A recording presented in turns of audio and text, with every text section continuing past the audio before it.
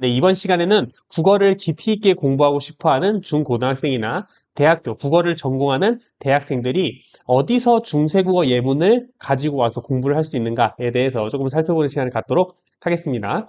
그래서 저도 이제 당연히 다양한 곳들을 통해서 이제 다양한 예문들을 활용하고 뭐 그걸 시험 문제에 출제하기도 하고 아니면은 뭐 다양한 용례들을 가지고 학생들에게 설명하기도 하고 하는데 그 중세국어 예문을 어디서 가지고 오는지 좀 제가 알려드리려고 해요. 다양한 곳에서 가지고 올 수 있겠지만 제가 생각했을 때 좀 양질의 예문들을 가지고 올 수 있는 곳들을 몇 군데 추려봤습니다. 일단 첫 번째는 고어사전이에요.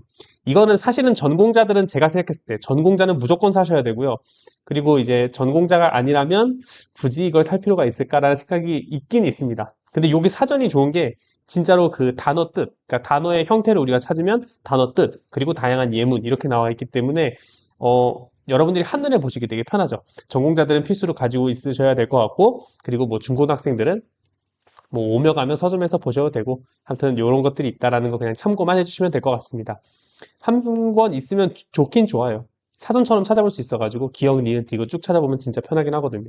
그래서 어쨌든 이런 고어 사전이 있다라는 거를 참고를 알아두시면 되고 요 고어 사전은 인터넷에 없어요. 그래서 여러분이 직접 책을 사셔야 이렇게 편하게 볼 수 있습니다. 그러니까 다른 표준국어 대사전은 인터넷으로 검색할 수 있는 반면에 이거는 없죠.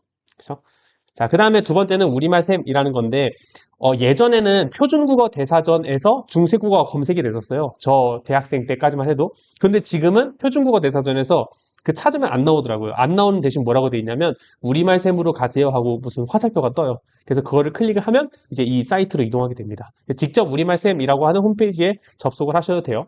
거기서 여기 보면 그 검색 바 맨 오른쪽에 옛 한글이라고 있어요. 그래서 그거 버튼을 클릭하면 그 중세국어를 입력할 수 있게 되어 있거든요. 그래서 입력하고 그 입력한 것을 그대로 복사한 다음에 그 검색 바에 붙여넣기 해서 돋보기 버튼을 누르면 그 어휘 쭉 나오는데 맨 오른쪽에 용례라고 하는 여기에 그 예문이 있어요. 그래서 우리가 검색한 단어로 다양한 예문들이 검색됩니다. 그래서 그거 한번 확인해 보시면 좀 더 빠르고 간편하게 다양한 예문들을 찾을 수 있죠. 클릭해 보시면 해석이 달려있는 것도 있고 달려있지 않은 것도 있는데 어쨌든 뭐 해석이 달려있는 경우라면 훨씬 더 수월하게 우리가 예문의 뜻을 파악할 수 있죠. 네, 그게 두 번째고요. 세 번째는 이제 세종 한글 고전인데 이거는 그 문헌들이 많이 수록되어 있진 않지만 되게 깔끔하게 문장이 있고요. 한자로 쓰여진 문장, 한문이 있고, 그 다음에 언어 버전. 그러니까 중세국어로 쓰여진 거 있고, 순우리말로 번역이 되어 있고, 이런 식으로 되게 그 인터페이스가 깔끔하게 되어 있기 때문에 여러분 한번 들어가서 내가 찾고자 하는 문헌이 여기 있는지 검색해 보시면 좋을 것 같아요. 특히 선생님들 같은 경우에는 출제를 여기서 하실 수도 있을 것 같습니다. 왜냐면 예문이 되게 깔끔하게 잘 나와 있어서 그래서 이거 한번 참고해 주시면 돼요. 근데 여기에 이제 그 생각보다 많은 문헌이 녹아져 있는 게 아니어가지고 그 홈페이지는 깔끔하지만 뭔가 예문이 조금 부족한 느낌이 있습니다. 그래서 그거를 조금 보완하기 위해서 그 한국 고전 종합 DB 이렇게 있거든요. 여기서 이제 다양한 고전 문헌들을 찾아볼 수 있어요. 그래서 요거는 꼭 그 국어 전공하신 분들 말고도 뭐 역사 전공이나 다른 전공들, 그 한국의 고전과 관련된 다양한 전공들이 다 여기서 다양한 자료들을 찾아볼 수 있는데 여러분들도 한번 검색해 보세요. 자신이 검색하고자 하는 문헌을 검색했을 때 나올 가능성이 높습니다. 되게 자료가 방대하거든요. 그 다음에 이제 한국학 자료센터라 그래서 여기도 한번 들어가셔서 검색해 보시면 될 것 같아요. 그래서 요런 그 비슷한 것들이 되게 많아요. 그러니까 정부 사업 관련해서 뭐 어떤 학문 기관에서 이렇게 운영하는 사이트들도 있고 막 그렇거든요. 그래서 요런 비슷한 사이트들이 여러 개 있지만 제가 추천하는 순서는 일단 첫 번째는 학생이면은 이제 고 사전이 있었으면 좋겠다. 근데 뭐 사전이 없는 경우에는 이제 인터넷을 통해서 해결을 해야 되는데 우리말샘이라는 곳에서 이제 검색하면 예문을 제일 빠르게 그리고 해석까지 그냥 문장별로 그러니까 문장 하나하나별로 빠르게 찾을 수 있으니까 우리말쌤이 제가 생각했을 땐 제일 효용 가치가 높고요. 그 다음에 이제 조금 더 문장을 보고 싶다. 그럼 여기서부터 이제 좀 전공자 그리고 선생님들이 출제하는 예문들을 이런 데서 가지고 올 수 있겠죠. 그래서 세종 한글 고전 그리고 한국 고전 종합 DB 그 다음에 한국학 자료센터 요 정도까지가 제가 생각했을 때 좀 양질의 예문들을 구할 수 있는 사이트라고 생각을 합니다. 이런 것들 참고해 주시고 중고등학생 여러분들은 그 앞에 맨 처음에 고사전이라는 게 있다라는 거 참고만 해주시면 될 것 같습니다. 그래서 이런 데에서 다양한 예문들을 찾아서 열심히 공부해 주셨으면 좋겠습니다.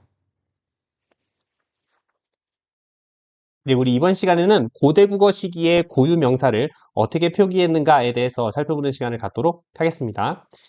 훈민정음 창제 이전에는 우리말을 표기하는 수단이 존재하지 않았죠. 그래서 한자를 활용해서 우리말을 표기를 했는데 그 우리말 표기하는 그 방식에 대해서 좀 배워보는 시간을 갖도록 할게요. 한자를 가지고 와서 우리말을 표기했다. 그래서 한자 차용 표기라고 해요.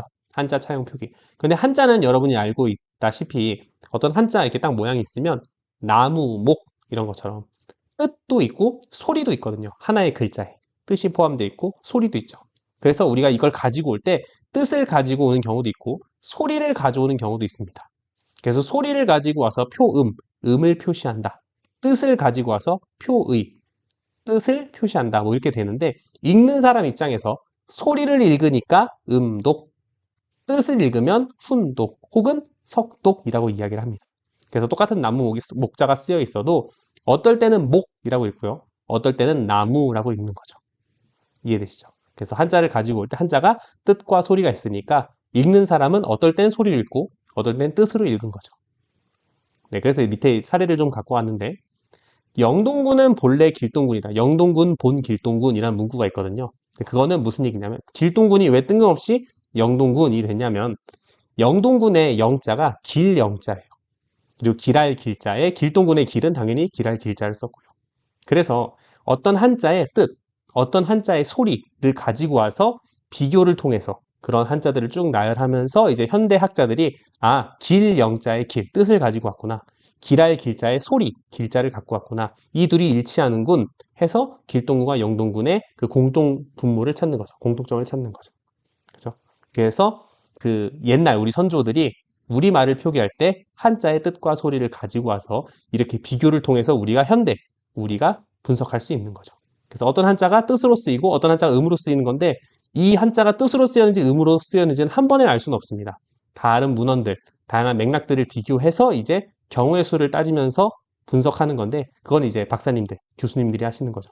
저희는 그냥 그렇구나 하면 이래서 이렇구나. 길 영자의 뜻과 길할 길자의 소리가 길이라고 일치하는구나 정도 이해하고 넘어가시면 되겠습니다.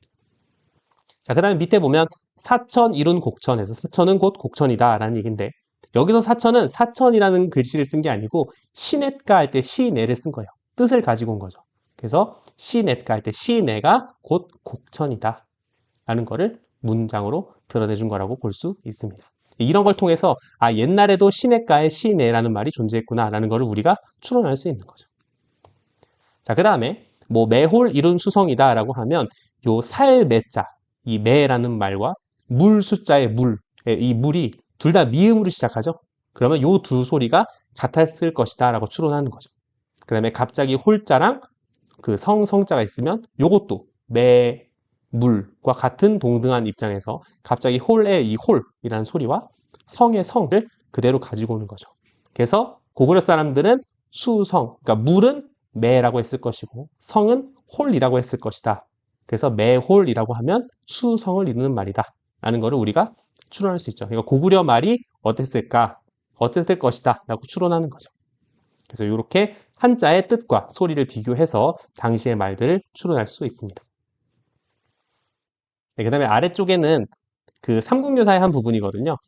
그리하여 헛것의 왕이라고 이름하였다. 이름 명자 보이시죠? 이름하였다.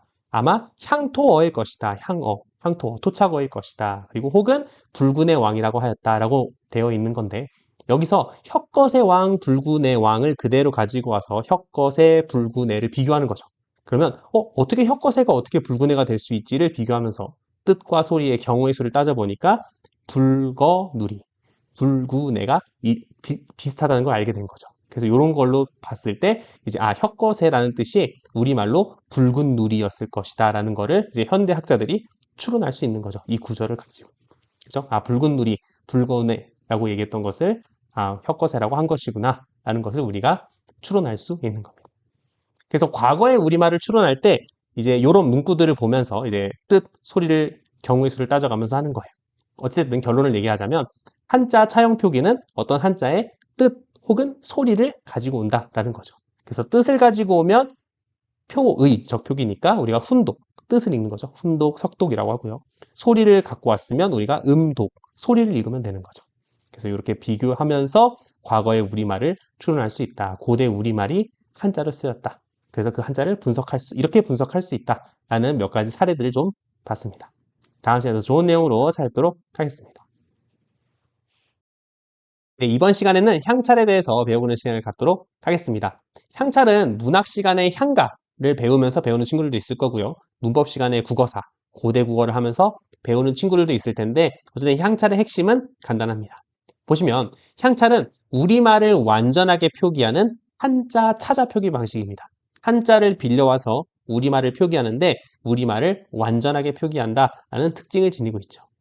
그래서 밑에 보시면 체연과 어간 같은 실질적 의미, 즉 실질 형태소죠. 실질 형태소를 나타낼 때는 뜻을 가지고 왔어요. 한자의 뜻을 가지고 와서 석독이나 훈독으로 표기를 한 거죠. 그 다음에 조사나 어미 등의 형식 형태소를 표기할 때는 음독으로 표기했습니다. 그러니까 소리를 읽으면 되는 거죠. 그래서 밑에 예문을 가지고 왔는데 서동요의 한 부분입니다. 향가인데 향찰로 쓰여진 노래가 향가죠. 그죠? 자, 그래서 밑에 보시면 선화공주님 은 했을 때 보조사 은이 숨을 은자를 썼고요. 남그지지 얼어 두고 할 때 연결어미 고가 옛 고자로 쓰였고요. 마뚱방을 할 때 목적격 조사 을이 새 을자로 쓰였죠. 그렇죠? 이런 식으로 조사, 어미 같은 형식 형태소가 어떻게 표기되어 있어요? 소리를 가지고 한자의 소리를 가지고 이것들을 표기를 했죠. 그렇죠? 그래서 그렇다는 것을 우리가 알 수 있습니다. 그래서 실질 형태소는 뜻을 가지고 왔고 형식 형태소는 음을 가지고 왔다라는 것을 알 수 있는데 끝이에요. 여기까지가 핵심이고 노란색을 보시면 그렇지 않아 보이는 것들, 그렇지 않아 보이는 몇 개의 사례들이 있긴 하지만 그거는 그냥 제가 자세히 설명하면 다른 문헌이랑 비교해 봤을 때 그렇게 해석하는 것이 타당하다 뭐 이렇게 결론을 내릴 수는 있지만 여러분이 공부할 때는 그냥 살짝 지워두시면 될 것 같습니다. 그러니까 어질 양이나 보낼 견이나 같은 려는 사실 소리로 읽히지 않거든요. 그러니까 어로 해석되는데 이제 양자고 막 이러니까 조금 일치하지 않잖아요. 그러니까 소리를 그대로 쓴 게 아니잖아요. 이런 경우가 있긴 하지만 요건 살짝 머릿속에서 무시해 주시고 네. 전공자들 같은 경우에는 다른 향가들이랑 비교해 보시면 이게 왜 이렇게 해석되는지 당연히 그 비교를 통해서 비교 분석을 하다 보면 당연히 그렇게 해석된다는 것을 아실 수 있겠지만 우리가 뭐 중고등학생 입장에서 이거를 외울 필요까지는 없기 때문에 아닌 경우도 있구나. 하지만 그렇게 중요하진 않구나 라고 빼놓고 일치하는 경우만 좀 보시면 될 것 같습니다. 그래서 노란색 사례는 살짝 머릿속에서 지워주시면 될 것 같아요. 일치하지 않는 경우도 있더라. 근데 거기에 너무 일치하지 않는 그 예외 사항에 너무 크게 주목하지 마시고 어쨌든 결론을 내리면 실질 형태소는 훈독, 뜻을 가지고 왔고요. 형식 형태소는 음독, 음으로 읽었다. 한자의 소리를 가지고 왔다. 그래서 실질 형태소, 형식 형태소를 모두 표기할 수 있는 우리말을 완전하게 표기하는 방식이 있었다. 그걸 우리가 향찰이라고 한다. 까지만 알아두시면 되겠습니다. 네, 그럼 다음 시간에 더 좋은 내용으로 찾아뵙도록 하겠습니다. 네, 이번 시간에는 훈민정음에 대해서 살펴보는 시간을 갖도록 하겠습니다. 훈민정음은 우리나라 문자로서의 훈민정음도 존재하고요. 책 이름 자체가 훈민정음이거든요. 그래서 책 이름으로서의 훈민정음도 존재합니다. 그래서 사료를 분석할 때 이게 문자를 일컫는 건지 책을 일컫는지를 잘 분석을 해야겠죠. 그렇죠? 어쨌든 훈민정음은 이제 1443년에 창제되었고 1446년에 반포되었다고 뭐 정리되어 있습니다. 물론 반포가 46년이냐 아니냐 뭐 이런 이야기가 있긴 하지만 어쨌든 공식적으로는 1443년 창제, 1446년 반포로 되어 있습니다. 그리고 한글날, 현재 한글날을 기준으로 할 때 2025년이 579돌이었거든요. 그거는 이제 반포 년도를 기준으로 쭉 한 겁니다. 계산을 한 거죠. 근데 이제 뭐 처음에 그 한글날을 계산할 때 그 훈민정음이 완성되었다라는 표현을 책이 완성되었다고 생각한 게 아니고 문자가 완성되었다고 생각했기 때문에 46년을 기준으로 한 건데 이제 새로운 문헌이 발견되면서 46년이 책 훈민정음이 완성되었다는 거구나 뭐 이런 식으로 뭐 그러니까 추가로 이제 자료를 분석할 수 있게 되면서 이제 46년이 반포년도라는 걸 우리가 역으로 계산할 수 있게 된 거죠. 뭐 그럼에도 불구하고 이제 그냥 완성된 것 뿐이지 완성된 게 반포되기까지도 시간이 걸리니까 46년이 반포가 아닐 수도 있다 뭐 이런 여러 가지 의견들이 있는데 네, 이거는 뭐 그냥 재밌는 뒷이야기라고 생각해 주시면 되고 결론만 말씀드리면 문자는 1443년 창제, 1446년 반포입니다. 이게 뭐 시험에 나오는 학교가 있을까요? 저는 잘 모르겠고 어쨌든 훈민정음이란 책은 본문, 해례, 정인지, 서문 이렇게 크게 구성되어 있습니다. 제일 유명한 부분이 앞에 본문에 어제 서문이라는 부분이 제일 유명하죠. 그죠? 어제 서문 있고 예의라는 게 있고요. 그다음에 해례에는 이제 제자의, 초성의, 중성의, 합자의, 용자의 이렇게 되어 있습니다. 이 부분에 있는 내용들을 우리가 중세 국어 시간에 배우게 되는 겁니다. 그래서 참고로 알아두시면 될 것 같아요. 자, 그다음에 이제 훈민정음을 이제 우리말이죠. 우리말은 이제 언문이라고 부르기도 하고 훈몽자회라는 책에서는 반절이라고 이야기를 했고요. 뭐 1910년대에 와서 이제 한글이라는 명칭을 사용했습니다. 이런 것들은 그냥 상식으로만 알아두세요. 언문, 반절, 한글 이게 다 그 훈민정음을 이제 이르는 말인데 우리는 이제 한글이라고 하고 있죠. 그 글씨 자체, 글자 자체를 뭐 언문, 반절, 한글 뭐 이렇게 얘기를 했는데 이 언문이 우리 한글을 좀 낮잡아 이르는 말이다. 아니다, 낮잡아 이르는 말이 아니었다. 뭐 이렇게 다양한 관점들이 나오긴 하는데 어쨌든 그냥 훈민정음을 다르게 일컫는 말 중에 하나였다라는 것 정도 알아두시면 될 것 같습니다. 네, 그럼 다음 시간에 더 좋은 내용으로 찾아뵙도록 하겠습니다. 네, 이번 시간에는 초성 17자에 대해서 살펴보는 시간을 갖도록 하겠습니다. 우리 한글 각 보시면 요 각이라는 글씨에 처음에 기역이 오고 중간에 아가 오고 받침에 기역이 다시 한번 오죠. 이걸 우리가 초성, 중성, 종성이라고 얘기합니다. 맨 앞에 오는 기역을 초성, 중간에 오는 모음을 중성, 그다음에 받침에 오는 기역을 종성이라고 해요. 그래서 초성과 종성은 자음이고요. 중성은 모음이죠. 한글 구조상. 그죠? 마치 우리 문학 시조를 보면 초장, 중장, 종장 이런 표현을 쓰죠. 그래서 초, 중, 종이라는 그 표현을 그 시조에서도 쓰는데 마찬가지로 우리 한글에서도 그 문자에서도 초성, 중성, 종성이라는 표현을 쓴 겁니다. 의문상으로 봤을 때. 자, 그래서 이제 초성 17자인데 처음에 초성에 쓰이는 알파벳을 만든 거예요. 그러니까 쉽게 얘기하면 초성에 쓰이는 문자들을 창제하신 거죠. 그래서 그 글자 모양을 이제 지금부터 볼 텐데 그 글자 모양을 어떻게 만들었냐면 상형의 원리와 가획의 원리로 만들고 그 남은 것들은 이체자로 설정을 해서 초성 17자를 완성합니다. 자, 먼저 상형의 원리부터 보시면 발음기관의 모양을 본떠서 한글 알파벳을 만든 거예요. 쉽게 얘기하면. 그래서 그 기본자는 어떻게 되느냐? 발음기관을 본뜬 건 어떻게 되느냐라고 하면 혀뿌리가 목구멍을 막는 모양, 혀뿌리가 목구멍을 막는 모양을 보고 쓰고 하고요. 그다음에 혀가 입천장에 닿는 모양을 보고 느를 만들고요. 입술은 옛날에 입 붙자는 네모를 썼죠. 그래서 입술 모양을 본따서 네모를 쓰고 그 다음에 이빨 사이에 공기끼를 표현하기 위해서 시옷으로 하고 목구멍은 이응으로 표시를 하고 이런 식으로 해서 발음기관의 모양을 본떠서 기역, 니은, 미음, 시옷, 이응 요 5글자 기본자를 만들었습니다. 그리고 이렇게 만들어진 기본자에 그 다음 원리는 가획의 원리라 그래서 획을 하나씩 더합니다. 마치 기역에 획을 하나 더해서 키읔이 되는 것처럼요. 자, 그런데 그러면 이 획은 그냥 아무렇게나 그으면 되느냐는 아니고 획이 그어질 때마다 소리가 조금 세게 나는 성질을 가지고 있어야 우리가 가획의 원리에 해당된다고 봅니다. 그래서 예를 들어서 지금 보면 리을이라는 글씨도 마치 디귿에 획을 2번 더한 것 같아 보이죠? 근데 그거는 가획의 원리가 아니에요. 왜냐면 드 발음에서 소리가 더 세져서 리을이 되는 게 아니라 르가 되는 게 아니잖아요. 소리가 오히려 약해졌죠. 울림소리니까. 그래서 소리가 더 세게 날 때만 가획의 원리라고 우리가 부릅니다. 그래서 기역에 을을 더해서 크가 되고 니은, 디귿, 티귿 이렇게 니은에서 디귿이 되면 울림소리에서 예사소리가 됐죠. 소리가 좀 더 세졌죠. 울림소리가 안 울림소리가 되었고요. 드에서 트가 됐을 때 예사소리가 거센소리가 되었죠. 소리가 더 세졌습니다. 획이 그어질 때마다 소리가 더 세지고 있죠. 네, 이런 것들을 우리가 가획의 원리라고 봅니다. 그래서 가획자 이렇게 얘기하는데 기본자의 획을 더해서 가획자를 이렇게 쭉 만듭니다. 맨 밑에 있는 이응에 획을 더해서 여린 히읗이 되고요. 여린 히읗에 획을 하나 더 더해서 그냥 히읗이 됩니다. 그죠? 그래서 우리 여린 히읗은 아마 처음 볼 텐데 나중에 음운 가면 다시 한번 제가 조금 자세히 다루도록 하겠습니다.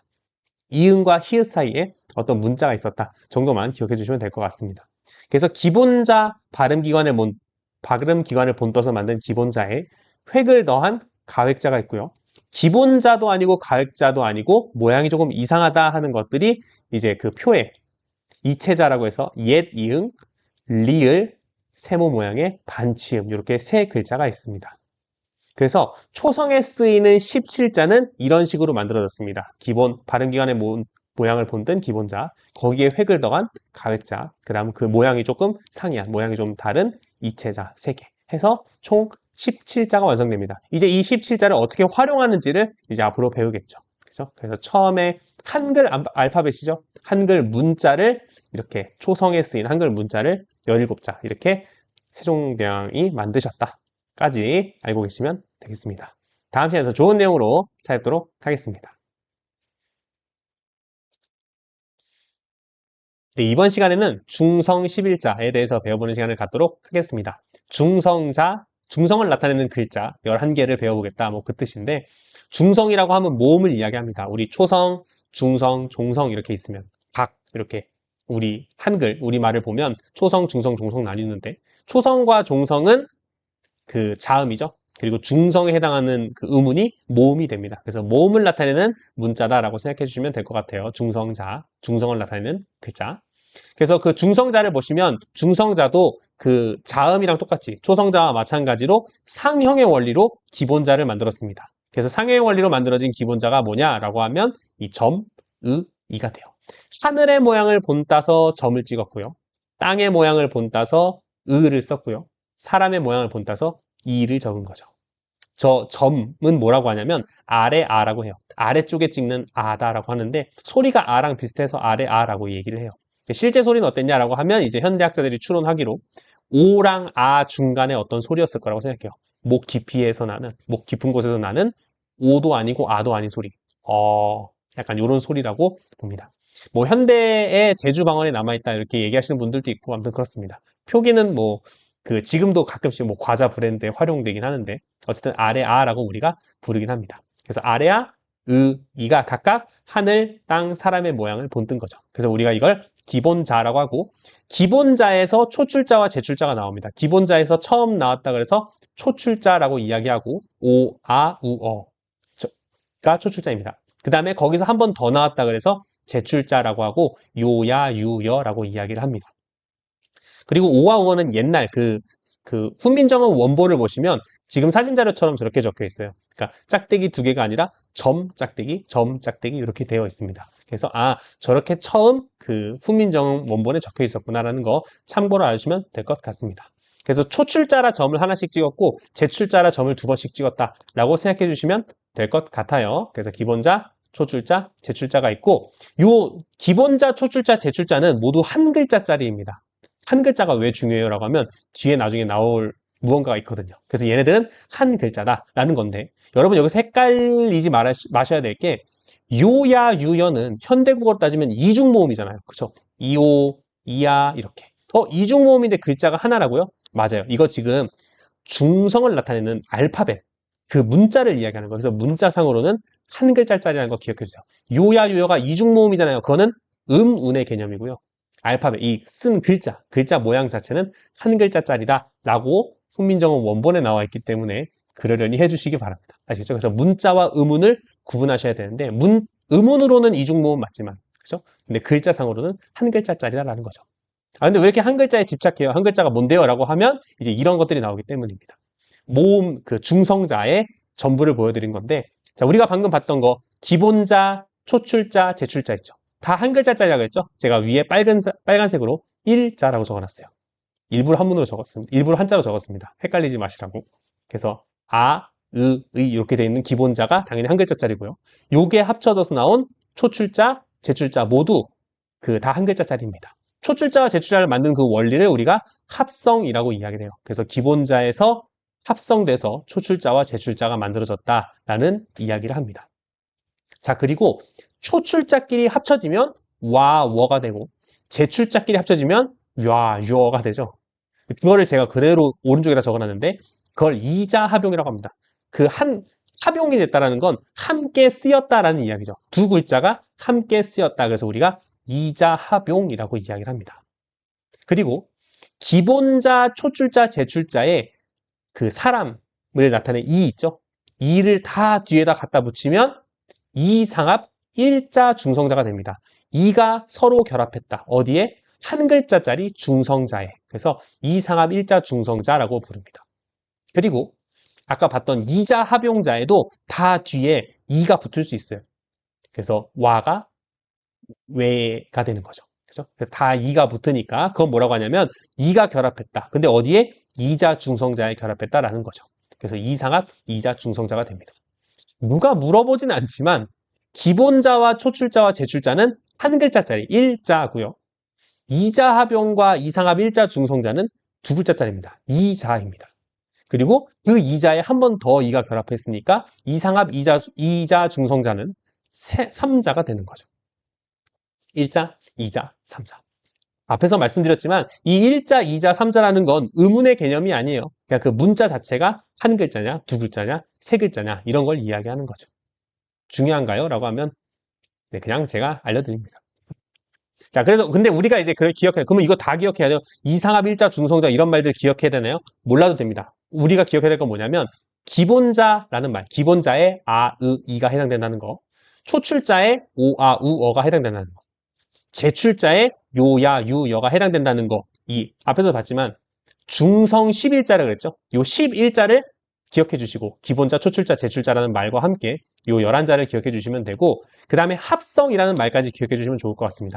합성이 되면 기본자가 합성이 되면 몇 글자가 돼요? 한 글자가 되는 거죠. 일자가 되는 거예요. 그죠? 왜냐면 이상합 일자 중성자라는 말이 나오기 때문에 어쨌든 오와 우어 요야 유어가 일자가 되는 거죠. 한 글자가 되는 거고 나머지는 다 뭐예요? 나머지는 다 합용이에요. 2자든 3자든 다 합용입니다. 큰 의미에서 합용자예요.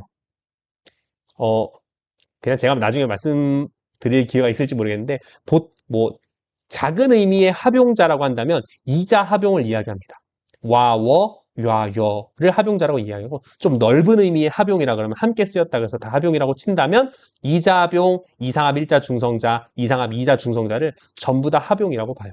그래서 합성이 아니면 합용자다라고 보시면 돼요. 그래서 기본자, 합성자, 합용자 이렇게 보시면 됩니다.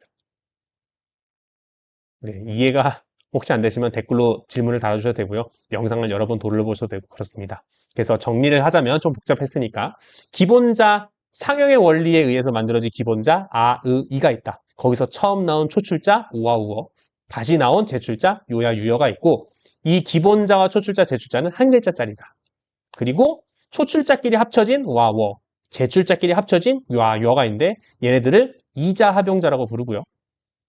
그 기본자, 초출자, 제출자에 뒤에 2가 붙은 거, 이상합 일자 중성자가 있고 이자 합용자에 2가 붙어서 이상합 이자 중성자가 된 게 있는데 그런 것들도 모두 다 합용자에 포함된다. 그래서 이자 합용과 이상합 일자 중성자는 두 글자짜리 이자에 해당되고요. 이상합 이자 중성자는 세 글자짜리 3자에 해당된다는 거죠. 3자라는 표현 제가 쓴 겁니다. 그 원문에 존재하진 않고요. 어쨌든 그렇습니다. 그래서 1자, 2자, 3자라는 게 존재하긴 한다. 라는 거 알아두시면 될 것 같습니다. 그럼 다음 시간에 더 좋은 내용으로 찾아뵙도록 하겠습니다.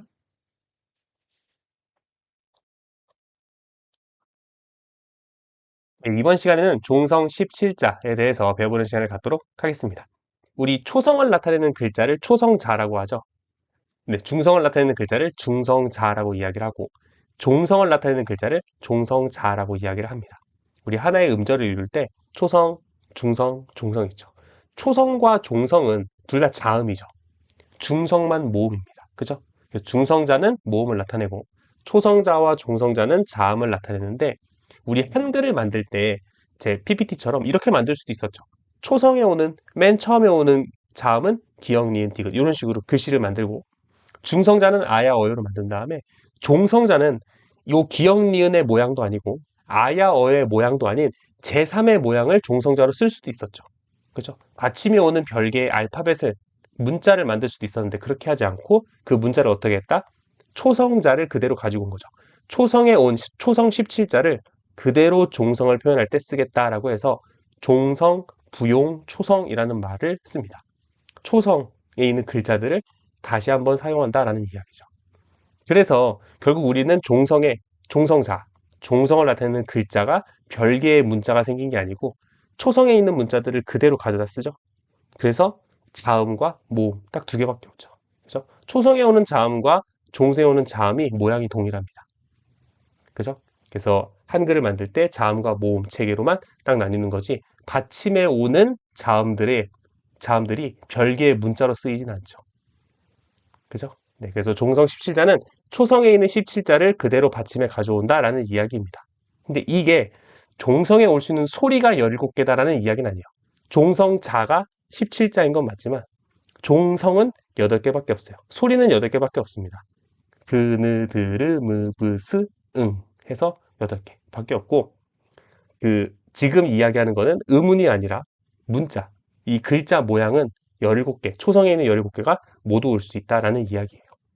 이해되시죠? 그러니까 별개의 알파벳, 별개의 문자를 만들지 않았다라는 차원에서 종성, 부용, 초성을 이해해 주시면 됩니다. 이해되죠? 그래서 초성 17자, 중성 11자, 종성 17자입니다. 왜? 초성자를 그대로 가지고 왔으니까. 그죠? 네, 초성을 나타내면 초성자, 중성을 나타내면 중성자, 종성을 나타내는 글자는 종성자예요. 그죠? 종성과 종성자를 헷갈리면 안 됩니다. 그죠? 초성과 초성자를 헷갈리시면 안 되고요. 이해되시죠? 그래서 종성은 8개지만 종성자는 17자다라는 거 알아두시면 되겠습니다. 표기로 봤을 때 그런 표기들이 올 수 있다라는 이야기죠. 이해되시죠? 그래서 별개의 문자를, 종성을 나타내는 별개의 문자를 만들지 않았다라는 이야기입니다. 그럼 다음 시간에 더 좋은 내용으로 찾아뵙도록 하겠습니다.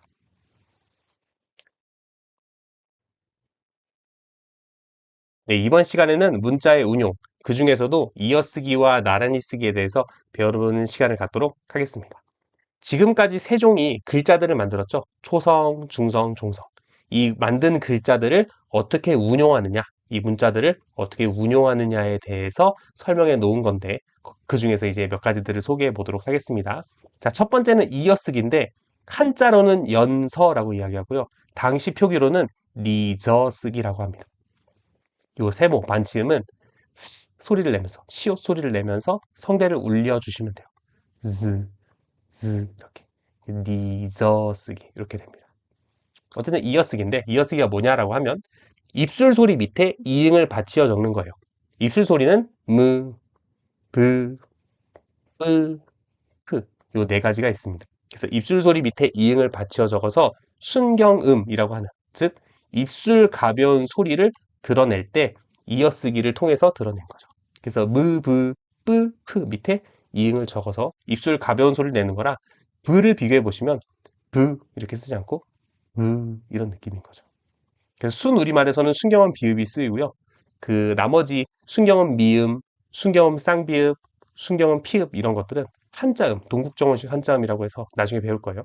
한자음을 표기할 때 주로 많이 쓰였습니다. 그래서 순우리말을 표기할 때는 순경음 비읍이 쓰였다 정도 기억해 두시면 되겠습니다. 그래서 알파벳을 만들어진 문자를 위아래로 적는 방식도 있었다. 지금은 이 방식이 존재하지 않죠. 그래서 지금은 이어쓰기를 하지 않는다 정도 기억해 주시면 될 것 같습니다. 자, 다음은 나란히 쓰기예요. 한자로는 병서라고 이야기하고 당시 표기로는 갈바쓰기라고 합니다. 가로로 쓴다 이렇게 생각해 주시면 될 것 같아요. 갈바쓰기 돼 있는데, 나란히 쓸 때 이거는 지금도 취하는 방식입니다. 같은 글자를 나란히 쓰면 각자 병서라고 이야기하고요. 서로 다른 글자를 나란히 쓰면 화병병서라고 이야기를 합니다. 그래서 각자 병서는 지금 끄, 뜨, 뿌, 스, 쯔 다 있죠. 그 쌍히읗, 그러니까 조금 센 히읗 소리인데, 어쨌든 쌍히읗 빼고는 나머지가 모두 현재에 쓰이고 있죠. 그렇죠? 그래서 각자 병서, 같은 것들이 나란히 쓰여져 있다라는 걸 각자 병서라고 하고, 이거는 크게 어려움 없이 여러분들이 이해하실 수 있을 것 같아요. 자, 합용병서를 보면 합용병서가 크게 세 수로 나뉘어요. 시옷계 합용병서, 비읍계 합용병서, 비읍 시옷계 합용병서가 있어요. 근데 이때 시옷계는 시옷 소리가 없고요. 비읍계는 비읍 소리가 있어요. 그래서 시옷계에 보시면 그러니까 시옷 기억이 연달아 있는 거 어떻게 읽냐면 끄로 읽어요. 뒷소리를 된소리로 읽는 거예요. 뒷자음을 된소리로 읽는 거라서 시옷 기억은 끄, 시옷 디귿은 뜨, 시옷 비읍은 뿌 이렇게 읽었습니다.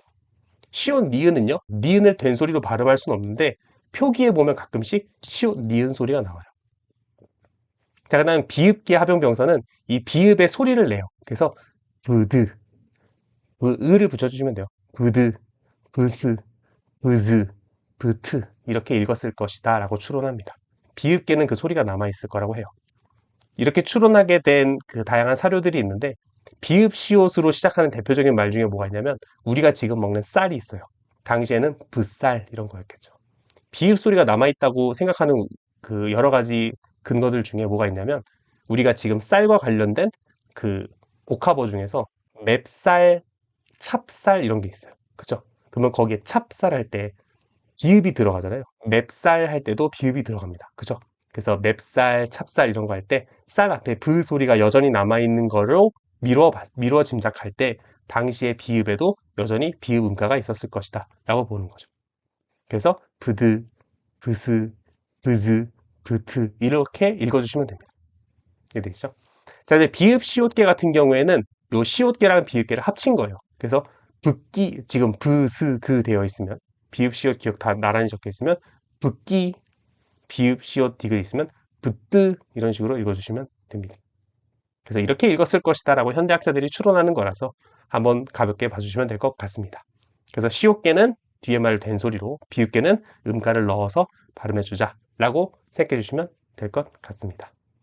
그럼 다음 시간에 더 좋은 내용으로 찾아뵙도록 하겠습니다. 네, 이번 시간에는 문자의 운용, 그 중에서도 붙여쓰기와 성음법에 대해서 살펴보는 시간을 갖도록 하겠습니다. 지난 시간과 마찬가지로 세 종이 글자들을 만들었죠. 문자, 알파벳을 만들었죠. 그러면 그 만들어진 알파벳을 어떻게 쓰느냐에 관한, 어떻게 운용하느냐에 관한 내용인데, 첫 번째 붙여쓰기는 뭐냐면 자음과 모음을 붙여서 적어라 라는 거예요. 한자로는 부서라고 이야기하고요. 당시 표현으로는 붙여쓰기라고 했습니다. 그래서 하서는 뭐냐면 아래 하자를 써서 자음 밑에 모음을 적어라 이런 거예요. 지금도 여전히 붙여쓰기 방식은 유효해요. 그래서 고, 구, 그 이런 것들은 자음 아래쪽에 모음을 적고요. 우서라고 해서 자음 오른쪽에 거, 가, 개 이렇게 쓰는 거죠. 그렇죠? 그래서 자음과 모음을 배치할 때 모음이 아래쪽이나 오른쪽에 오게 해라 라고 해서 하서 또는 우서라고 하고 이 붙여쓰기 방식은 현대 국어에도 여전히 적용되고 있습니다. 그렇죠? 우리가 상서나 좌서가 없잖아요. 모음을 위에 적거나 왼쪽에 적지는 않기 때문에 하서, 우서 방식이고 그리고 그게 지금까지 유효하다라는 거 알아두시면 되겠습니다. 부서, 붙여쓰기고요. 자, 그 다음 성음법은 뭐냐면 음절을 이뤄라 라는 거예요. 그래서 초성, 중성, 종성 이렇게 있으면 초성, 중성, 종성을 다 흐트러뜨리지 말고 한 음절로 모아 적어라 라는 이야기죠. 그래서 가, 악 이런 식으로 적지 말고 다 모아서 음절을 이뤄서 각 이렇게 초성, 중성, 종성을 모두 모아 적어라 라는 이야기죠. 그래서 그걸 우리가 성음법이라고 이야기합니다. 그래서 가라고 적으면 초성과 중성이 오는 거고요. 그죠? 각이라고 적으면 초성, 중성, 종성이 오는 겁니다. 그죠? 그냥 아만 적을 수도 있는데 우리 그냥 아만 안 적고 앞에 그냥 이응을 적죠. 초성이 없더라도 이응을 적습니다. 그래서 이런 거 같은 경우에는 우리가 중성만 왔다 이렇게 얘기하고요. 악이라고 하면 아의 기억만 온 거죠. 아의 기억만 쓰나 앞에 이응을 쓰나 마찬가지니까. 그죠? 이럴 때는 중성과 종성이 온 겁니다. 물론 지금 여기서 제가 충분히 설명을 안 했는데 아나 악 같은 경우에는 초성에 이응이 오잖아요. 근데 이 이응이 초성에 오는 이응이 음가가 있는 이응일 수도 있습니다. 그래서 그거는 나중에 의문할 때 따로 할게요. 지금은 그냥 표기법이니까 원래 우리 현대국어로 치면 아만 오면 중성만 온 거잖아요. 모음만 온 거죠. 이응 아라고 하나 그냥 아라고 하나 다 같은 소리잖아요. 그죠? 그래서 그냥 아만 왔을 때는 중성만 적는데 중성만 왔을 때는 초성이 비어 있으니까 이응을 적어주죠. 현대국어 기준으로. 그죠? 그래서 현대국어에서도 여전히 성음법은 유효하다. 초성, 중성, 종성을 모두 모아 적죠. 네, 그런 차원까지만 생각해 주셨으면 좋겠습니다. 중세국어 때는 이응에 무슨 소리값이 있다고 들었는데요. 맞아요. 그거는 의문할 때 따로 할게요. 맞죠? 그래서 가, 각, 아, 악. 요 네 가지 사례는 현대국어라고 생각해 주시면 됩니다. 현대국어에도 여전히 성음법, 음절을 이뤄서 초성, 중성, 종성을 모아 적는 방식이 유효하기 때문이에요. 아시겠죠? 그래서 지금 가, 각, 아, 악은 그냥 현대국어 생각해 주시면 됩니다. 알겠죠? 초성, 중성, 조성, 중성, 종성 이렇게 적는 방식입니다. 네, 그럼 다음 시간에 더 좋은 내용으로 찾아뵙도록 하겠습니다. 네, 이번 시간은 문자의 운용 마지막 시간입니다. 그래서 만들어진 글자, 만들어진 문자를 어떻게 활용할 것이냐, 어떻게 운용할 것인가와 관련해서 이제 마지막으로 하나 남았는데 우리가 가점이라고 이야기합니다. 점을 더한다라고 해서 가점이라고 이야기를 하기도 하고 글자 옆에 점이라는 의미에서 방점이라고도 이야기를 해요. 그래서 가점이든 방점이든 어쨌든 글자 옆에 점을 찍는 건데 왜 점을 찍었냐면 성조를 나타내기 위해서요. 여러분 혹시 중국어 공부해 보셨나요? 중국어는 그 성조가 있거든요. 그 말의 높낮이가 있는데 마, 마, 마, 마. 중국어에 4개의 성조가 있어요. 이 성조에 따라서 뜻이 달라지거든요. 근데 그것처럼 이제 우리말 당시에도 그러니까 훈민정음이 만들어질 당시에 우리말에 성조를 나타낼 수 있는 이 표기법이 존재했던 거죠. 근데 이제 교수님들에 따라서는 뭐 당시에 실제로 성조가 있어서 이 표기법이 있었다라고 하시는 분들도 있고요. 당시에 성조는 없었지만 표기법만 존재했다라고 하시는 분들도 있어요. 어찌됐든 간에 확실한 건 성조를 나타내는 당시 훈민정음이 만들어질 때 우리말 그 한국어에 성조를 표시하는 표기법이 있었다라는 것까지 확실합니다. 실제로 성조가 있었는지 없었는지는 저도 잘 모르겠지만 어쨌든 성조를 표기하는 방식이 존재했다라는 건 확실하고 오늘 그 표기에 대해서 한번 배워보도록 하겠습니다. 성조는 크게 넷으로 나뉘는데 이 넷을 다시 한번 쪼개면 셋과 하나로 나뉘어요. 소리의 높낮이와 관련된 성조가 3개 있고요. 마지막 소리, 끝소리를 내는 방법과 관련된 성조가 하나 있습니다. 하나씩 천천히 보시면 소리의 높낮이니까 가장 낮은 소리를 우리가 평성이라고 하고 점을 찍지 않아요. 이거 없을 묻자거든요. 점을 찍지 않아서 그냥 냅두는 거예요. 타고 다니는 말 있죠? 말 이렇게 발음했어요. 가장 낮은 소리로 말. 그걸 우리가 평성이라고 합니다. 상성은 처음은 낮은데 나중이 높은 소리예요. 그래서 낮은 소리 하나 있고 높은 소리 하나 있다라고 해서 점을 2개 찍어요. 낮은 소리도 있고 높은 소리도 있다 이런 의미에서. 그래서 상성이라고 합니다. 말. 방금 말 가장 낮은 소리로 깔릴 때는 타고 다니는 말이었는데 말 하고 낮은 소리였다 높은 소리로 올라가는 거는 우리가 하는 말이에요. 그리고 거성은 가장 높은 소리예요. 말 이렇게. 요거는 그 우리 곡식 셀 때 한 말, 2말 있죠? 그럴 때는 말 이렇게 높은 소리 냅니다. 가장 높은 소리 거성이라고 해요. 그래서 평성, 상성, 거성 이렇게 점이 없거나 2개 찍거나 하나 찍거나 이렇게 됩니다. 그래서 점 찍는 것도 다 다르고 소리의 높낮이도 다 다르죠. 그래서 평성, 상성, 거성이 있고 끝소리를 내는 방법으로 입성이 존재합니다. 이건 무슨 얘기냐면 그 우리 안울림 소리 있는데 그, 드, 브, 스 요 종성 마지막에 오는 소리가 그, 드, 브, 스 안울림 소리이면 소리를 빨리 마치거든요. 그래서 빨리 그치는 소리라고 해서 우리가 입성이라고 부릅니다. 그래서 이거는 점 찍는 것과 관계가 없어요. 점이 없든 점이 2개 있든 점이 하나 있든 즉 평성이든 상성이든 거성이든 어떤 말이 종성이 마지막으로 오는 소리가 그, 드, 브, 스 즉 마지막에 오는 소리가 안울림 소리라면 그거는 그냥 입성인 거예요. 그래서 평성이면서 입성일 수 있고요. 상성이면서 입성일 수 있고 거성이면서 입성일 수 있어요. 이해되시죠? 그냥 마지막 종성이 그, 드, 브, 스인 거예요. 안울림 소리이면 그냥 입성인 거죠. 그죠? 그래서 점 찍는 거와 무관하게 종성이 안울림 소리이냐? 그러면 안울림 소리면 입성인 거예요. 그래서 평성이면서 입성일 수 있어요. 그래서 평성적 입성이라고 부르고요.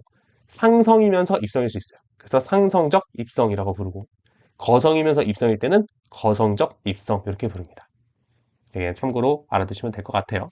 그래서 실제 운영될 때 어떻게 운영되냐면 제가 참고에다 적어놨는데 부처가 이렇게 돼 있으면 부처님이죠. 할 때 부처와 주격조사 이가 붙었을 때 부태 이렇게 나오는데 부처의 텨는 평성이에요. 부처 이렇게 이는 거성이에요. 이 그러면 이 2개가 합쳐져서 부처 이 이렇게 가는 거죠. 그죠? 그래서 부처 이 이렇게 가면 상성이 되는 겁니다. 평성에 거성이 더했으니까 낮은 소리와 높은 소리가 들어가는 거죠. 처음엔 낮다가 높아지면 뭐예요?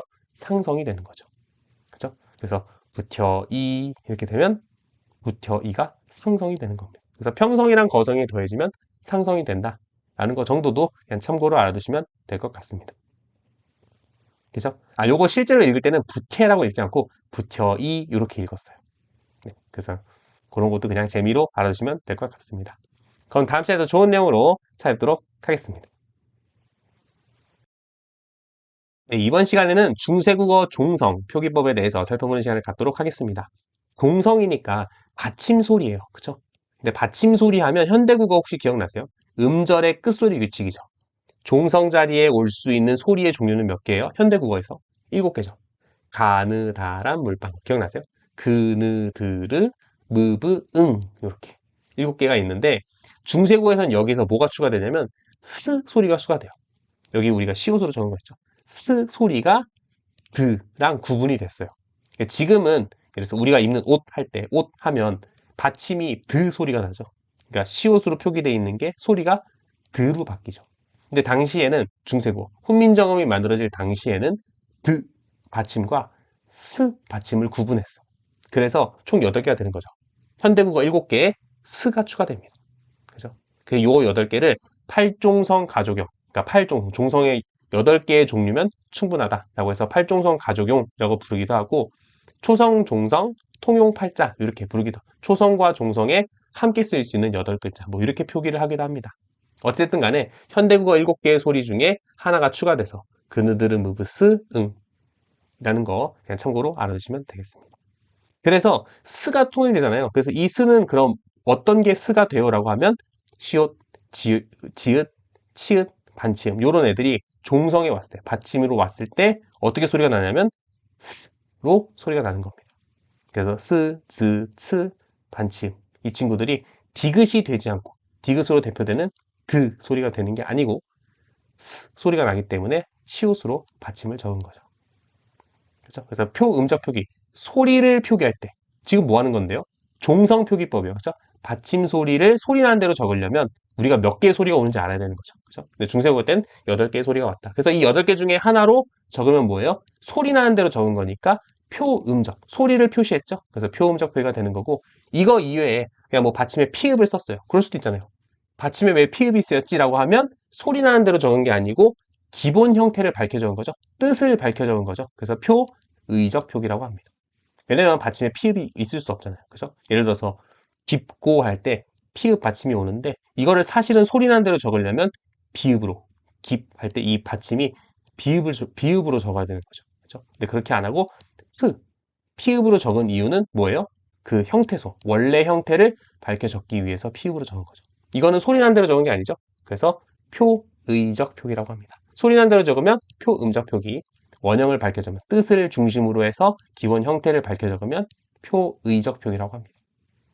그죠? 그래서 중세국어 종성을 표기할 때 소리 나는 대로 혹은 기본 형태를 밝혀 적는 2가지 표기법이 존재했다. 그리고 표음적 표기와 관련해서는 8개의 소리만 올 수 있었다. 현대국어 7개에 스가 추가되었다. 왜? 당시에는 드와 스가 구분되는 소리였다. 종성에서 드와 스가 구분되었다.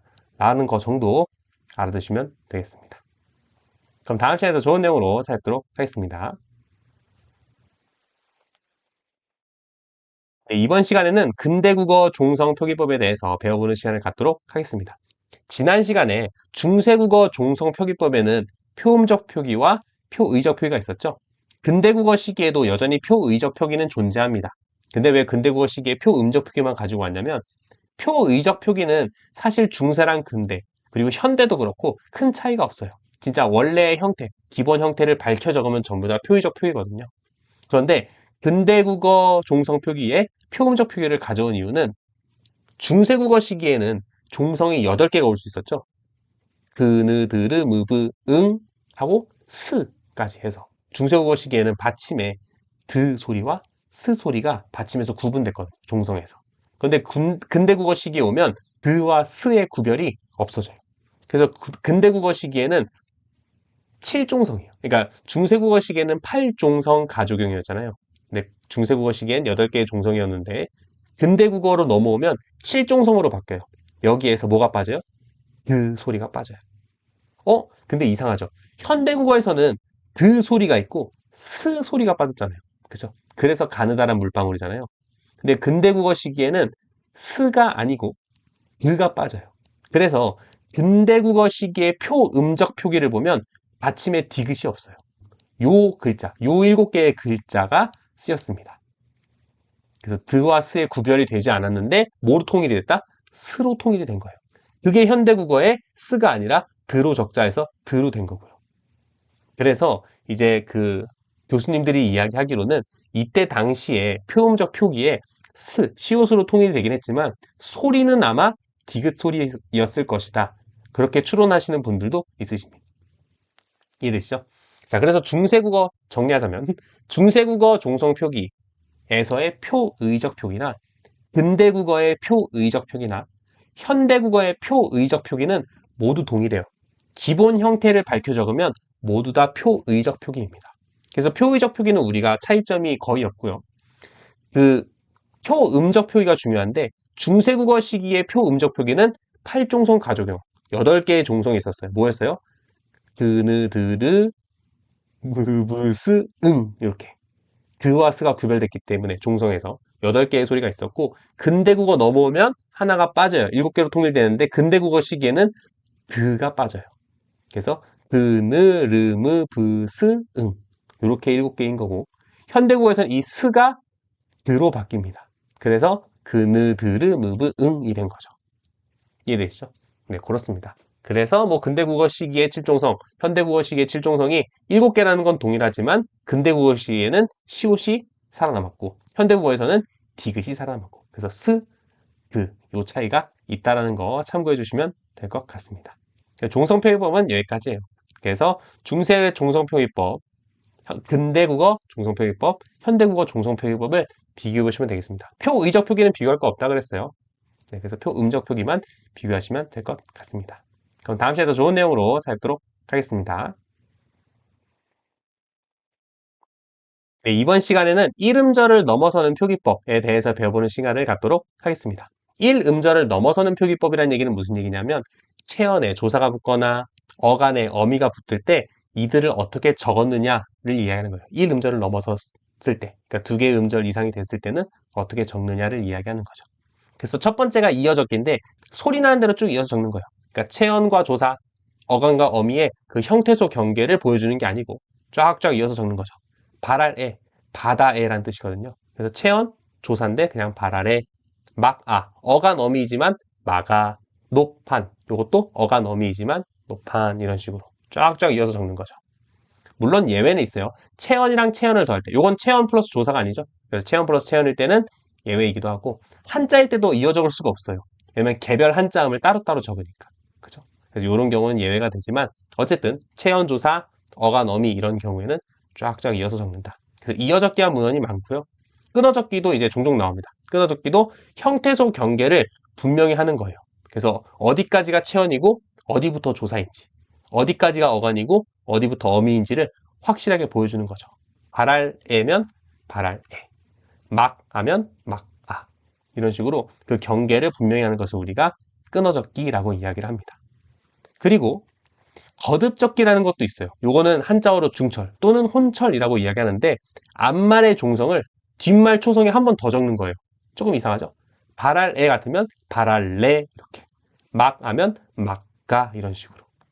네, 그래서 우리가 중철 또는 혼철 이렇게 이야기를 하는 겁니다. 그래서 앞말 종성을 뒷말 초성에도 적는 경우가 있었다. 거듭적기라고 이야기를 합니다. 그리고 이 거듭적기에 우리 앞에서 배웠던 표음적 표기를 더하면 어떻게 되냐면 높안인데 거듭적기가 되면 높한이 되죠. 근데 이 중에서 또 표음적 표기가 들어가니까 앞에는 프를 부로 바꿔요. 우리 표음적 표기는 소리 나는 8개 중에서 하나로 바꿔야 되는 거잖아요. 그렇죠? 피읍이 올 수가 없죠. 그래서 그 중에 피읍이 그 음절의 끝소리 규칙을 겪어가지고 그가 되는 거죠. 그래서 웃긴 거는 프 적어놓고 앞에 거는 또 음절의 끝소리 규칙을 겪어가지고 비읍으로 되는 거죠. 그래서 비읍, 피읍이 나오게 됩니다. 거듭적기와 표음적 표기가 같이 쓰면 이런 현상이 일어나는 거죠. 그죠? 뭐 이럴 수도 있고 그 다음에 이제 근대국어 시기에 오면 우리가 재음소화라 그래서 흐 소리를 기역과 히읗, 그와 흐로 구분하고 흐를 드와 흐로 구분하고 흐를 그와 흐로 구분하고 츠를 즈와 흐로 구분해서 밑에처럼 쓰는 거예요. 깊은인데 원래 그냥 깊다잖아요. 근데 깊은인데 이거를 그랑 흐로 구분해서 깊은 이렇게 적는 거죠. 부터도 그냥 부터라고 쓰면 되는데 그 소리도 붓 이렇게 음소를 다시 나눈다 그래서 재음소화라고 해요. 요거는 근대국어 시기에 나옵니다. 그래서 중세국어 시기에는 아까 이어적기, 끊어적기, 거듭적기 이렇게 나오는 겁니다. 그죠? 네. 그래서 이번 시간에는 이름절을 넘어서는 표기법에 대해서 살펴봤습니다. 다음 시간에 더 좋은 내용으로 찾도록 하겠습니다. 네, 이번 시간에는 한자음 표기법에 대해서 살펴보는 시간을 갖도록 하겠습니다. 한자음을 표기하는 방식은 크게 2가지가 있었어요. 현실음 표기가 있었고 동국정은식 한자음 표기가 있었습니다. 일단 현실음부터 보시면 현실에서 사용하는 한자음을 그냥 그대로 적은 거예요. 편할 편, 편안할 안 이렇게 있으면 편안 이렇게 적는 거죠. 엥? 이거 말고 한자음을 어떻게 다르게 적어요? 라고 하면 동국정은식이라고 돼 있는데 이 동국정은이 뭐냐면 책 이름이에요. 그 우리말에 그러니까 우리나라 사람들이 한자음을 읽을 때 제각기 읽으니까 우리나라 사람들이 한자음을 읽을 때 이렇게 읽어라 라고 약간 지금으로 치면 외래어 표기법 같은 책인 거예요. 그래서 동국정은이란 책이 있는데 그 책에 쓰인 한자음 표기법을 동국정은식 한자음 표기라고 해요. 그래서 그 밑에 보면 중국 원음에 가깝게 적었고 성음법 원칙에 충실하고 이영보례가 쓰였다라는 건데 이거 하나하나씩 자세히 보도록 할게요. 자, 먼저 중국 원음에 가까운 소리를 이상적인 소리다 해서 이상음이라고 불렀거든요. 중국 원음에 가까운 소리로 적었다는 얘기는 무슨 얘기냐면 이게 그냥 저희가 편, 안 이렇게 읽으면 그냥 이렇게 쓰면 되는데 어떻게 적었냐면 편, 안 이렇게 적은 거죠. 뼈는 왜 저렇게 적었어요? 라고 하면 중국어로 삐엔을 표시하기 위해서 그러니까 그거를 한글을 사용해서 훈민정음을 사용해서 최대한 중국 원음에 가깝게 적은 거죠. 편보다는 뼈이 더 당시 중국 원음에 가까웠던 거죠. 그래서 중국 원음에 가깝게 적기 위해서 저렇게 조금 이상한 모양. 그러니까 현실음이랑 살짝 다른 거죠. 일부러 저렇게 적었고 또 두 번째는 뭐냐면 성음법이 뭐였죠? 초성, 중성, 종성을 한 음절에 모아서 적어라 라는 이야기였죠. 그래서 종성이 없는 경우에도 종성을 적어줬어요. 그러니까 종성이 없다는 거를 어떤 기호로 표시한 거죠. 그죠? 그래서 초성, 중성, 종성을 언제나 갖추게 적었어요. 그래서 옆에 보시면 세, 두 이게 둘 다 종성이 없거든요. 그래서 종성이 없는 한자음일 때 받침 소리가 없을 때 이응을 적거나 순경은 미음을 적었어요. 미음, 이응을 이렇게 순경은 미음을 적어서 종성이 없지만 이런 글자들을 넣어줬어요. 왜? 초성, 중성, 종성을 언제나 갖출 수 있게. 그래서 그게 두 번째 동국정원식 한자음의 특징이었고 세 번째는 이영보리라고 해서 이건 뭐냐면 현실음이 리을로 끝나는 한자가 원래 입성, 그러니까 중국어로 치면 사성이거든요. 빨리 그치는 소리임을 표시하기 위해서 입성임을 표시하기 위해서 뒤에 리을 뒤에 여린 히읗을 적었어요. 그래서 월, 일 이렇게 빨리 끝날 수 있게요. 그러니까 중국어로 읽으면 저게 위에 르 이러거든요. 그래서 둘 다 사성이거든요. 위에 르 이렇게. 근데 한국어로는 월, 일 이렇게 되잖아요. 그러니까 리을이 길게 늘어지니까 그렇게 하지 마라. 중국어의 사성이니까 월 이런 식으로 빨리 끊어 읽어라 라는 그러니까 한국어로 치면 입성임을 표시하기 위해서 리을 뒤에 여린 히읗을 받쳐 적었어요. 그래서 이영보레 여린 히읗으로서 리을을 보충한다. 그래서 이영보레 쓴 거예요. 이해되시죠? 그래서 이영보레가 이제 그런 뜻입니다. 여린 히읗으로 리을을 보충한다. 라고 해서 리을 뒤에 여린 히읗을 적어서 입성. 그러니까 중국어로는 사성인 거죠. 빨리 끝이는 소리로 날 수 있도록 이렇게 표기를 한 겁니다. 그래서 요 세 가지를 모두 모아서 동국정은식 한자음 표기라고 이야기를 합니다. 이해되시죠? 자, 그 다음에 요거는 그냥 보너스인데 이제 당시에 이제 문헌에서 한자와 한자음을 어떻게 병기했느냐라고 하면 한자음이 작은 경우가 있어요. 이렇게.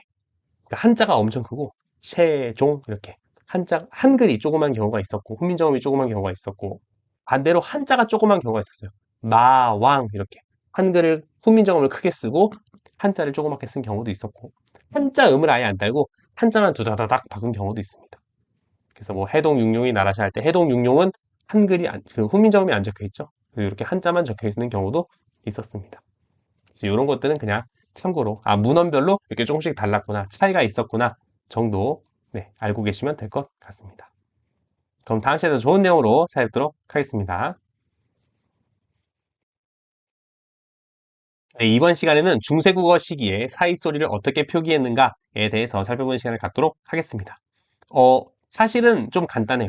일단 이 표가 조금 복잡하긴 한데 이 표마저도 제가 위에 15세기라고 적어놨죠. 15세기까지만 유효하고 16세기서부터는 모든 사이소리 표기가 시옷으로 통일됩니다. 그래서 16세기까지 그러니까 15세기에 한정된 내용이긴 한데 그래도 한번 살펴보도록 하겠습니다. 자, 먼저 쉬운 것부터 볼게요.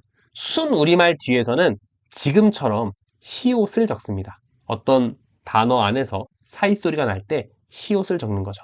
예나 지금이나. 그죠? 그런데 다만 울림소리 사이에서는 이 시옷이 반치음으로 바뀝니다. 양쪽이 울림소리가 있어. 그죠? 그래서 간단해요. 순우리말 뒤에서는 지금처럼 시옷을 적는데 울림소리 사이에서는 반치음이다. 반치음으로 바뀐다. 라는 것만 알아두시면 돼요. 지금이랑 큰 차이가 없어요. 물론 지금은 반치음이라는 게 존재하지 않으니까 시옷만 적지만 당시에는 이제 울림소리 사이에서는 반치음으로 적는 거죠. 물론 이것도 15세기만. 16세기서부터는 그냥 울림소리 사이에서도 시옷 적어요. 어쨌든 우리말은 간단하죠? 지금이랑 똑같습니다. 시옷을 적거나 울림소리 사이에선 반치음을 적거나 끝입니다. 자, 그러면 한자어 뒤가 이제 조금 복잡한데 되게 복잡해 보이죠? 이게 약간 그 한자어 뒤에서 사이소리가 난다는 건 이런 거예요. 뭐 아버님 성함이 어떻게 되시니? 근데 홍자, 군자요 이렇게. 그러면 이 자가 원래 글자 자자잖아요. 자가 아니고 자잖아요. 그죠? 이런 것처럼 어떤 말을 이야기할 때, 어떤 단어를 뱉을 때 한자어 뒤에서도 사이소리가 난다 이거죠. 그러면 어떻게 적느냐라고 했었을 때 요게 사실 이렇게 보면 좀 복잡해 보이는데 자음표를 보시면 자음체계표를 보시면 어렵지 않아요. 자음체계표 잠깐만 보고 올게요. 거기 보면 예를 들어서 앞말이 옛 이응으로 끝나면 응 소리로 끝나면 사이소리 표기로 그대로 앞으로 와서 그 기억을 적어주는 겁니다. 그러니까 불청불탁자 울림 소리로 앞말이 끝나면 그 울림 소리에 해당되는 조음 위치는 그대로 두고 그 그대로 가서 그 글자 조음 위치에 전청자를 적는 거예요.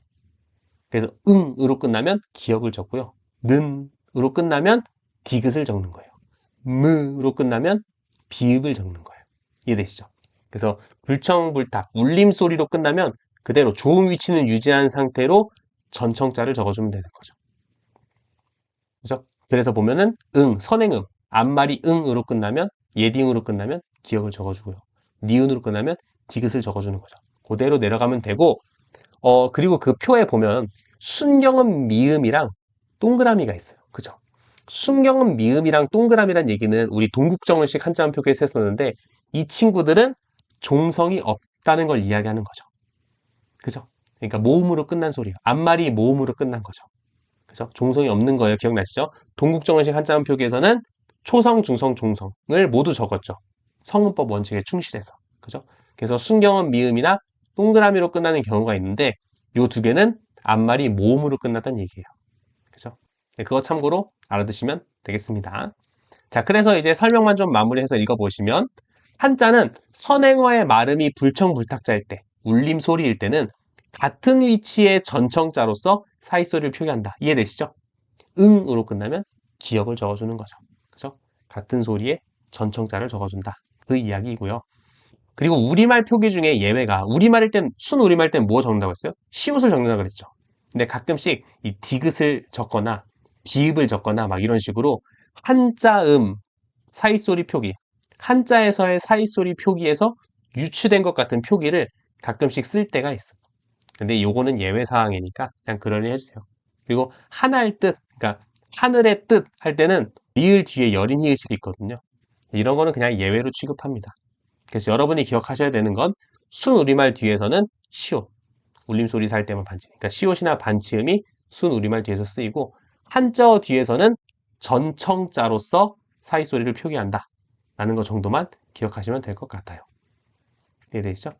그리고 요거 이제 표기 위치는 그냥 제가 보너스로 알려드리는 건데 앞말에 붙여서 이 시옷을 적을 때 앞말에 붙여서 적는 경우가 있어요. 그래서 길가에라고 하면 리을을 살짝 옆으로 치우고 적는 경우도 있고요. 뒷말에 붙여서 혀 소리, 그러니까 혀 소리인데 혀 소리 해서 뒷말에 붙여서 적는 경우도 있고요. 그리고 그냥 한자음, 사이소리 표기처럼 그냥 이 두 소리 가운데 적는 경우도 있어요. 그래서 사이소리 표기를 앞말에 붙여서 할 때도 있고 뒷말에 붙여서 할 때도 있고 그냥 가운데 붕 떠 있을 수도 있고 뭐 요 세 가지 방식이 모두 존재했다라는 것 정도 알아두시면 될 것 같아요.